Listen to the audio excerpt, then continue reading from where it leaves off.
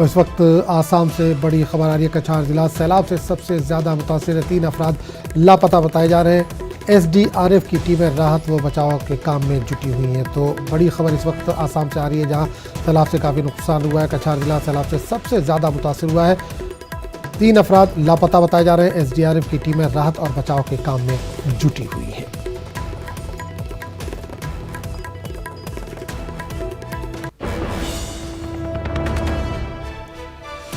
बड़ी खबर आसाम से इस वक्त आ रही है, जहां कछार ज़िला सैलाब से सबसे ज़्यादा मुतासिर है। हालिया बारिश की वजह से यहां पर सैलाब आया, जिसकी वजह से कछार ज़िला सबसे ज़्यादा मुतासिर है। 3 अफराद बताया जा रहा है कि लापता है। SDRF की टीमें लगातार राहत और रसानी के काम में लगी हुई हैं। राहत के काम में जुटी हुई है SDRF की टीमें। तो तस्वीरों में भी देख सकते हैं कि लोग परेशान हैं सैलाब की वजह से। लोग महफूज मुकामात पर पहुँचे। हुकूमत की तरफ से जो भी ज़रूरी बंदोबस्त है, इंतजाम हैं, इनके लिए किए गए हैं। इनको ऊंचे मुकामात पर पहुंचाया गया है। कई लोग मुतासिर हैं।